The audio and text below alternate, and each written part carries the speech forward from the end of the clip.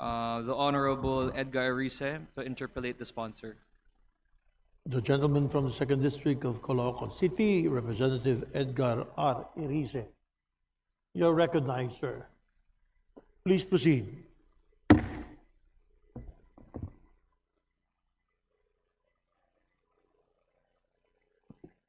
Thank you, Mr. Speaker.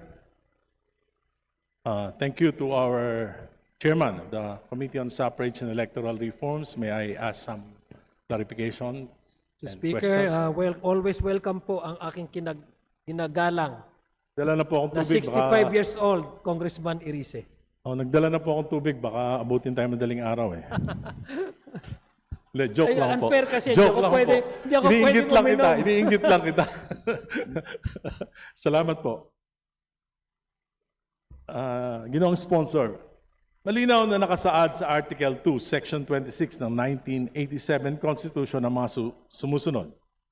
The state shall guarantee equal access to opportunities for public service and prohibit political dynasties as may be defined by law. Ang tanong ko po ay napakasimple. Tama po ba na ang utos ng konstitusyon sa Kongreso ay magpasa ng batas na magbabawal sa political dynasties? Tama po yun, Mr. Speaker. Hindi po ba sinabi ng konstitusyon na i-regulate lamang ito? Hindi rin po sinasabi na bigyan ng limitadong pahintulot, kundi malinaw na sinasabi ipagbawal ang political dynasties. Tama po ba ito? Yeah, full stop po. Ang sinabi po ng Constitution is to prohibit anti-political dynasty law as may be defined by law. Ang doon po yung definition is pagkarapatan na binibigay sa atin, mandato na binibigay po sa atin ng ating Constitution kung paano po natin to bibigyang buhay itong anti-political But it dynasty. should prohibit. Pero if I may be allowed, Mr. Speaker, pero siyempre, kung wala pong absent po talaga yan sa Constitution, babalikan din po natin yung intent ng batas na iyon. Tama po. Ang intent po ng batas na iyon, titingnan po natin kung paano po nagkaroon ng diskusyon ang mga framers ng Constitution.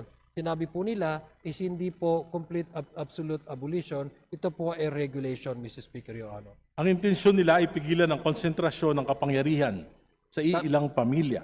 Dahil Tama po ito yan. ang isa sa mga ugat ng korupsyon, patronage politics, kahinaan ng political parties at kawalan ng tunay na kompetisyon sa politika. Ito po yung arguments ng mga framers ng Constitution. Tama po yun, Mr. Speaker. Ang layunin ng probisyong ito ay buksan ang politika sa mas maraming Pilipino, hindi upang institutionalize ang kapangyarihan ng mga political clan. Tama po? Tama po yan. Ngayon po, Ginoong Sponsor, ayon sa bersyon ng inyong committee, pinapayagan pa rin ang mga magkakamag-anak hanggang ikalawang antas ng consanguinity o affinity na sabay-sabay humawak ng posisyon sa gobyerno basta't magkakaibang antas o posisyon. Tama po ba yon? Tama po yan, Mr. Speaker. Halimbawa, isang miyembro ng pamilya ay pwedeng tumakbo, manalo sa posisyon ng national, for example, senador. Halimbawa, si Senador De La Cruz. Tama po ba yun? Tama po, Mr. Speaker. At Maaari din yung po siyang matalo. ang kanyang anak ay pwedeng tumakbo at manalo bilang gobernador, makaupo bilang gobernador. Pwede po yun? Pwede rin pong tumakbo at matalo. Hindi, pero pwedeng maupo. Pwede pong manalo at matalo. O nga po, pwede nga pong, pag nanalo, mauupo. Tama? Tama So, po. sabay Pero sila. Tama po. Isang senador, isang governor. Tama? Tama Sabay po yun. sila. Pwede pong maging sabay, pwedeng hindi magsabay, pwedeng matalo yung isa Hindi sa nga po, kanila. kung mananalo, sabay sila, pwede. Kung yung frame of mind niyo po, ang gusto niyo Hindi po, yun ang frame. Ang tinatanong ko lang po, simple lang. Kung sabay silang manalo, sabay sila makakaupo. Tama? Hypothetically, posible mangyari po. Mr. Yes. Speaker. At nangyayari po yan. Tama naman po, Mr. Speaker. Marami pong, may senador po, mayor, ang asawa. Tama po? Tama po. Yun, tama. At yung kanyang isang anak, pwedeng maging congressman sa District 1 ng kanilang probinsya. Tama rin po yun. So, tatlo na sila. Yung isa pong, yung asawa ng kanyang anak ay pwedeng tumakbo rin sa District 2 at manalo, makakaupo rin po. Posible rin po, Mr. Speaker. Apat na. Pero kung marapatin Hindi po. Ang tinatanong ko po, hypothetical to. Pwedeng apat. Okay, Di ba? O pwedeng apat. Ngayon po, yung kanyang apo, tumakbo rin at nanalo bilang mayor nung capital town, pwede pa rin po ba yun? Makakaupo pa rin? Napaka-active naman po ata yung pamilya. Marami yan dito sa Kongreso. Hindi po yan hypothetical, nangyayari yan sa kasalukuyan.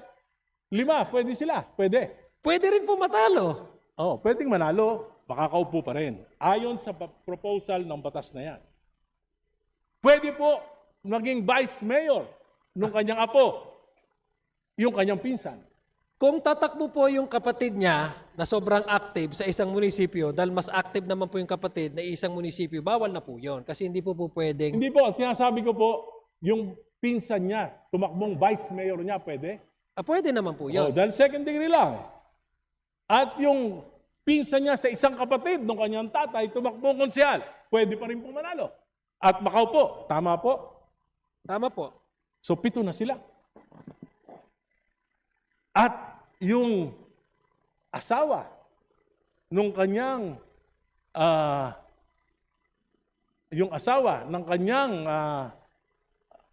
ang kapatid ng kanyang asawa ay tumakbo naman bilang barangay captain. Pwede pa rin. Tama po? Tama po. Pero pwede po ako mag-explain kasi puros lang kung tama o mali. Hindi, yun ang Hindi, inaako. kung mamarapati. Walo na. Kung I am asking mamarapati this question. This is Let me just a allow me- premise. This is just a premise at meron po tayong Okay, but let itatanong me pagkatapos. explain, Mr. Speaker. If my good Hindi po. friend, isa sa pinaka nirerespeto ko. Just a short, Ramadan po namin, pagbigyan mo na po ako mag-explain. Kung mamarapati po. All of these things are possible, Mr. Speaker. These are hypothetical. This can happen. This can be certain or it can be uncertain. But what is certain, Mr. Speaker, is we allow the people to vote. And that is the primordial consideration of this proposal, Mr. Bakit pa Speaker. po tayo nagpapasa ng batas kung pabayaan na lang natin yung mga tao?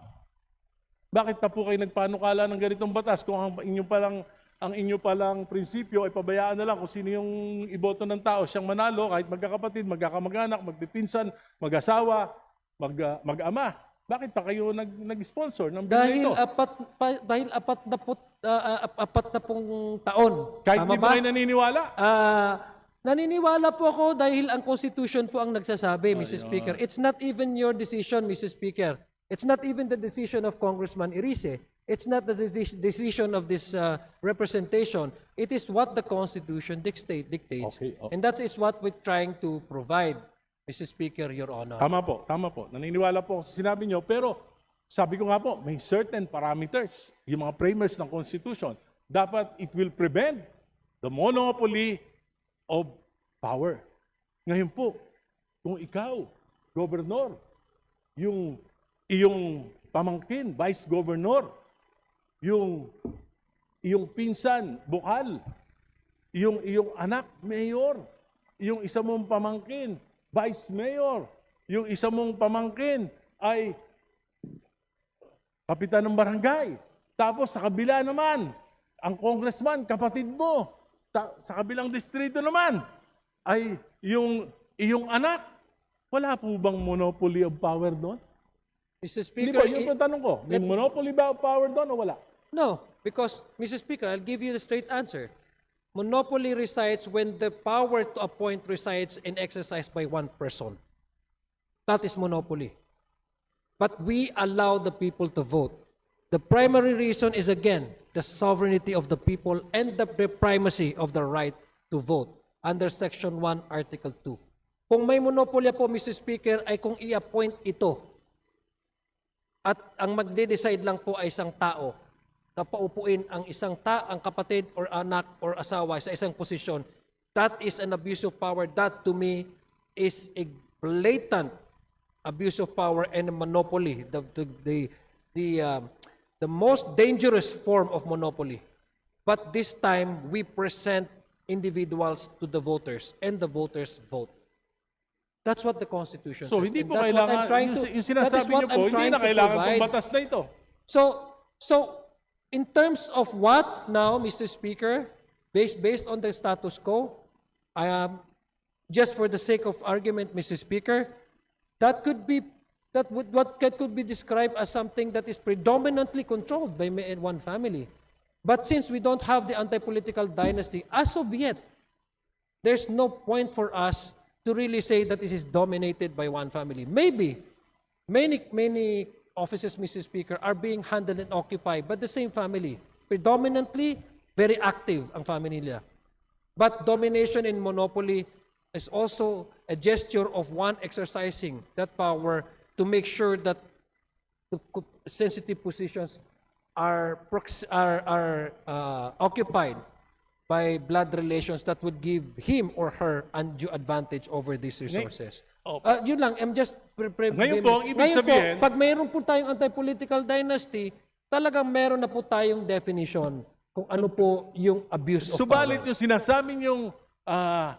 sinasabi niyong abuse of power in appointments, ay yung sinasabi niyo... May nepotism na po tayo, Mr. Speaker. So, ano magagawa ng batas na yan? Hindi ganun din, pareho lang. Ang Whether there is a law or not, ganun pa rin. It's the same thing. Mr. Speaker, Your definition of monopoly of power is just on the appointments, di pareho lang. May batas o wala. no, that is exactly what I'm trying to do because monopoly really resides if one person exercises that authority to appoint a certain relative just so that they can have actual access to resources. That is monopoly, Mr. Speaker. That is very much against the law of nepotism, di ba, Mr. Speaker? But that is precisely one because that's exactly precisely the issue. In-exercise undue advantage ng isang tao. Kaya walang nepotism eh. Ito kasi eleksyon. Hindi ito isang tao. And by the way, Mr. Speaker, it's not the family that decides who run. It's the candidate actually that provides CONA. Because remember, Mr. Speaker, Your Honor, the COMELEC requires one candidate to provide the certificate of acceptance and nomination. If you don't have that, probably the tendency you will be described as a nuisance candidate. There are many No, Mr. Speaker, my point here, Mr. Speaker, is that the reason why we allow all of this because number one, the subdivision under our political system, 7160, is the autonomy of each political unit. It has a separate constituency. It has to exercise its mandate. It has an internal mechanism and regulation to run their affairs, not necessarily connected with the one or neighboring LGU. That's how the structure of our political units under the 1971-60, Mr. Speaker, of the Local Government Code. We also attach that in order that we can balance it out with the right to vote and the right to be voted upon. And I've mentioned earlier, Mr. Speaker, there are several bases, not only in the Constitution, Section 5 on the suffrage, Section 1, Article 1, but there are other treatises internationally, which we are the party or signatory of this covenants, the civil and political rights, etc., stating, Mr. Speaker, that there shall be no law abridging the right to vote and to be voted upon, Mr. Speaker, Your Honors. The anti-political dynasty, as may be defined law, is a regulation and that's not an absolute prohibition. It is an exemption. So we are doing this, Mr. Speaker, in order to decongest the control of one family over one locality, Mr. Speaker, Your Honor, so that we can promote and uphold check and balances, which is the essential feature of a working Republican democratic country such as ours, Mr. Speaker, Your Honor. I don't think, it encourages the political families to engage more of their family members to run for public office. Anyway, Mr. Speaker, ang isa po sa mga pundasyon ng demokrasya ay check and balance. Naniniwala po ba kayo niya? Tama po yan, Mr. Speaker. Kung ang presidente po, ang kanyang pinsang buo ay speaker, at ang kanyang anak ay majority leader, nagkakaroon po ba ng check and balance? Unang-una po, yes po, dahil unang-una, ang magkakaiba-iba naman po ng jurisdiction, itong ihikatura, legislatura at ihikutibo. Pasensya na, hindi po ako Tagalog, Maranao po ako, kaya ihikutibo at legislatura, Mr. Speaker. Sa tingin niyo po ba yan ay hindi magdudulot ng pag-abuso? Wala naman po dahil may internal mechanism and arrangement po ang bawat institution na ito. For example, bigyan ko yung example, halimbawa, 2023, 2024, 2025. Ang total allocation po ng 1st District of Leyte kay Speaker Martin Romualdez, nung siya ay Speaker, ay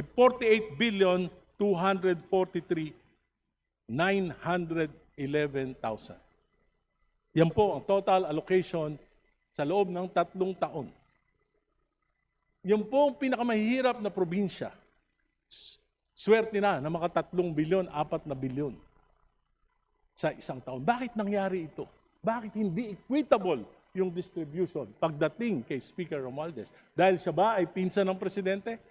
Di po. Ako hindi ko nakikita ng ganyan dahil unang-una Ano po? po may proposal po ng National Expenditure Program. Ang National Expenditure Program ay naalat po nila ang kanilang budget sa bawat probinsya based on the recommendation ng Regional Development Corporation. Nandyan po yung wealth ng kanilang area. Nandyan po yung return taxes na kinakukuha. Nandyan po yung lahat po ng mga possible revenues na nakukuha at nabubuo para ibigay po sa share ng isang area na iyan. So, hindi ko po alam kung bakit ito magkakaroon ng issue ng check and balances dahil unang-una, magkaiba po ang institution, nag-approve naman po ang Kongreso at wala naman pong kinalaman dito ang ating Pangulo pagdating po sa pag-appreciate ng bawat distrito kung kailan o ano ang kanilang magiging Hindi proyekto. po bang Sa palagay ko po, that is far-fetched conclusion, Mr. Speaker. I Hindi po understand ba that they are, nag- Mr. Speaker, allow me first to address this question. I understand that there are members here who are more biased about this and they want to make this as something political. But I don't think this is something that we can actually attribute the President to the issue of the 2024-25 elections, although this is a separate discussion altogether. But I'm just giving way to our good gentleman because he premised it on the anti-political dynasty. Again, the straight answer is it has no bearing whatsoever. The President being the cousin of the former Speaker of the House of Representatives, how the House of Representatives receives the National Expenditure Program, how the House of Representatives deliberated individual budget of each agencies, how the House of Representatives went on to participate in the bicameral conference, and how the House of Representatives ratified the result of the bicameral conference committee, Mrs. hindi Speaker. po ba ang nagre-rekomenda sa Kongreso ng National Expenditures Program ay ang Pangulo? It is called the President's budget, Mr. Speaker. So but it I is don't the think that- President's budget, and it's a fact that 48,243,000 was allocated for the 1st District of Leyte because he is the cousin of the President, and 30 billion was given to the 1st District of Ilocos Norte, the son of the President, and it will not happen if they are not a political dynasty. Mr. Speaker, if I am Family. not, if I was not observing my Ramadan, Mr. Speaker, I could have also shout as loud as Congressman Irice. If I may, but Mr. because if I may, I'm Mr. passing Sponsor. a Ramadan, I'm prohibited, Mr. Speaker. Mr. Sponsor, Allow me first, Mr. allow Speaker. me first, may I remind the gentleman to stop, to bring down the decibels a bit. Shouting will not do us an advantage here. Let's debate in a proper way. Just a friendly reminder. Thank you. Proceed. Thank you, Mr. Speaker. Again, let me respond to my good friend and one I respect, Mr. Speaker, very, very calmly. The President acted as the President of Republic of the Philippines, not as a cousin of the former Speaker. The former Speaker acted as the Speaker of the House of Representatives, voted by majority of the members of the House of Representatives. They have separate mandate, they have separate authority.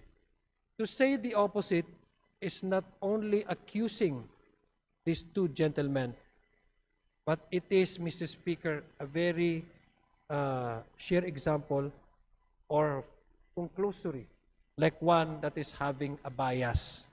So I doubt, Mr. Speaker, that the gentleman from Caloocan, one of our respected legislator, would have to derive into that conclusion, discussing about political dynasty and framing it in a way that highlights the blood relation between the sitting president and the former Speaker of the House of Representatives. Mr. Speaker, Your Honor. Thank you, Mr. Speaker.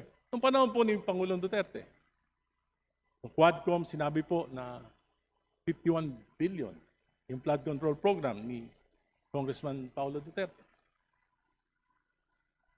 Bakit po nangyari yun? Di ba dahil political dynasty rin sila? At ang Pangulo rin ay ang kanyang ama? Yan po, sinabi ng Quadcom. Mr. Speaker, Tama po ba? Mr. Speaker, What is true to Duterte is not true to the Marcoses. They are both political dynasties. Mr. Speaker, there are issues, Mr. Speaker, that do not necessarily share by one family, especially if this is about political issues, etc.